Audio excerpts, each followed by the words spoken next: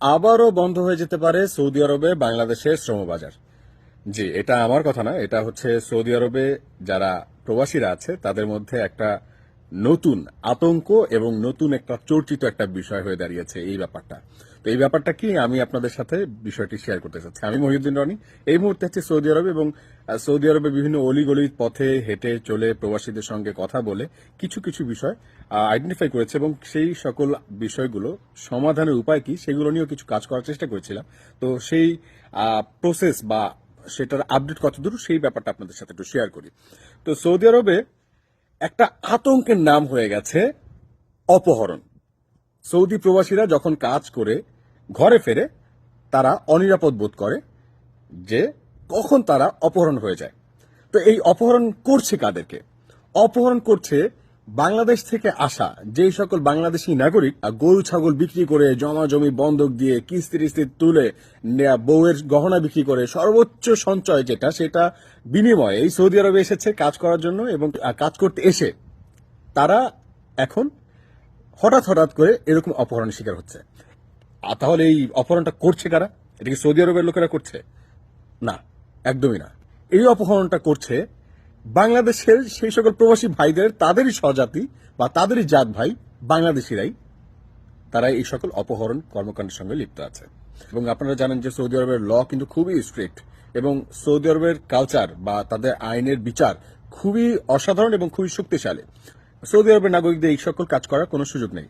এই কাজগুলো করছে বাংলাদেশিরা। তো বাংলাদেশের এই সকল কাজগুলো করার কারণে যেটা হচ্ছে যে সৌদির যারা নাগরিক আছে তাদের কানে যখন এই ব্যাপারগুলো যাচ্ছে তারা কিন্তু অনেক অতিষ্ঠ হয়ে যাচ্ছে। এইরকম একটা কালচার গড়ে উঠতেছে সৌদি আরবের মধ্যে। সৌদি আরবের মানুষরা এই ব্যাপারটা পছন্দ করছে না। যে সৌদি আরবের যে বাংলাদেশের শ্রমবাজার সেটা কিন্তু বন্ধ ছিল প্রায় অনেক সময়। তো যারা এখানে বিভিন্নভাবে ইনভেস্ট করে আছে, অনেক টাকা বিনিয়োগ করে আছে, ব্যবসা করছে, যারা প্রবাসী ভাইরা আছে কাজ করছে, তারা আসলে দুশ্চিন্তা করছে যদি আবারও এরকম বন্ধ হয়ে যায় তাহলে বাংলাদেশ কিন্তু অনেক ক্ষতিগ্রস্ত হয়ে যাবে। তো এই সকল কথা ভাইদের কাছ থেকে শুনে সৌদি আরবের যে দূতাবাস সেখানে আমরা গেলাম রাষ্ট্রদূত মহোদয়ের সঙ্গে কথা বলার জন্য। আমরা একটা স্মারকলিপি নিয়ে গেছি এবং এই ব্যাপারটা, অপহরণের যে ব্যাপারটা, এটা কিভাবে সমাধান করা যায় এবং সমাধানের প্রসেস অ্যাম্বাসাডর মহোদয়ের সঙ্গে কথা বললাম। তো তিনি আমাদেরকে যে বিষয়টা বলল যে তারা এই ব্যাপারটা সম্বন্ধে অবগত আছে, কিন্তু সংকটটা কোথায়, কেন এখন পর্যন্ত এটাকে থামানো যাচ্ছে না। আমরা এই প্রশ্ন করাতে তিনি আমাদেরকে উত্তরে এটা বললেন যে ক্রিমিনাল যারা তাদেরকে ধরা হচ্ছে, তারা ধরার পরে তাদেরকে যখন হচ্ছে এটা আইনি বিচার প্রক্রিয়ায় যাবে, যে সাক্ষী যারা দেবে যে ভাই আপনার সাথে এটা ঘটছে, আপনি সে সাক্ষী দেবেন, কিন্তু দুর্ভাগ্যজনক কারণে কেউ সাক্ষী দিতে চায় না, সাক্ষী দিতে তারা ভয় পায় এবং সাক্ষী না দেওয়ার কারণে কিডন্যাপার তারা কিন্তু আইনের ফাঁক ফোকর থেকে তারা বের হয়ে যেতে পারতেছে। তো এইরকম ব্যাপারগুলো আমাদেরকে রাষ্ট্রদূত মহোদয় বলেন। তো আমরা আসলে তাকে সাথে সাথে এটাও বললাম যে আপনারা তো জানেন যে কারা এই কাজগুলো করতেছে। তো বিশেষ ক্ষমতা বলে বা বাংলাদেশে তাদেরকে যদি কোনোভাবে ব্যাক করানোর ব্যবস্থা করা যায় এবং তাদের পাসপোর্টে বা ভিসায় যদি হচ্ছে এমবার্গো দেওয়া যায় যে তোমার বাংলাদেশ ছাড়া তুমি অন্য কোনো দেশে যেতে পারবে না, এই পদ্ধতির মধ্যে যদি যাওয়া যায়, তো রাষ্ট্রদূত মহোদয় আমাদেরকে আশ্বস্ত করলেন অতি দ্রুত বাংলাদেশে তারা ব্যাপারটা জানাবেন এবং বাংলাদেশ থেকে কোনো না কোনো পদক্ষেপ তারা অতি দ্রুত গ্রহণ করবেন যাতে অচিরেই এই সমস্যার সমাধান হয়ে যায়। তবে ভাই বিশ্বাস করেন, ঐক্যের বিকল্প কোনো কিছু নাই। আমি আবারও রিপিট করতেছি যে ঐক্যের বিকল্প কোনো কিছু নাই। আপনারা যারা সৌদি আরবের বিভিন্ন প্রদেশে আছেন, যারা বাঙালি কমিউনিটিগুলো আছে, আপনারা অবশ্যই আপনারা একতাবদ্ধ থাকেন এবং এই ব্যাপারটায় আপনারা আপনাদের আশেপাশে যারা আছে তাদেরকে সচেতন করেন যে যদি কেউ এরকম কোনো পরিস্থিতির শিকার হয় তাহলে সে কি করবে। যদি মনে করেন তার কাছে আকামা নাই, আপনাদের কাছে রিকোয়েস্ট থাকবে যাদের আকামা আছে আপনারা তাকে সাথে করে নিয়ে গিয়ে নিকটবর্তী পুলিশ স্টেশনে অবশ্যই আপনারা যোগাযোগ করবেন এবং কমপ্লেইন করবেন এবং এম্বাসিতে জানাবেন।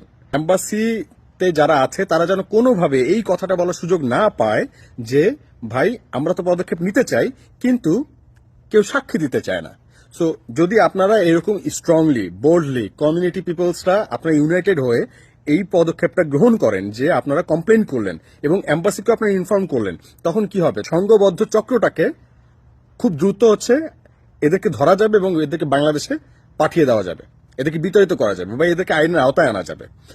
অতএব কোনো প্রবাসী ভাইদের সাথে এমন যদি কোনো ঘটনা ঘটে থাকে বা আপনার আশেপাশে যদি এমন কোনো ঘটনা ঘটে থাকে, আপনারা চুপ না থেকে, ভয় না পেয়ে, যদি মনে করেন আপনারা এম্বাসিতে বলতে পারতেছেন না, আপনারা কাইন্ডলি আমাদের ইনবক্সে জানাবেন। আমরা আপনাদের জন্য সর্বোচ্চভাবে যতটুকু বলা যায় আমরা সর্বোচ্চভাবে আমরা এম্বাসিতে বলবো, আমাদের ভয়েস আমরা জারি রাখবো, যাতে বাংলাদেশের গভর্নমেন্ট প্রবাসীদের এই সমস্যা সমাধানে এবং তাদের সেফটি অ্যান্ড সিকিউরিটি ইনশিওর করার জন্য বাংলাদেশ গভর্নমেন্ট যেন সৌদি গভর্নমেন্টের সাথে কথা বলে চিরস্থায়ীভাবে সমাধান করে ফেলে।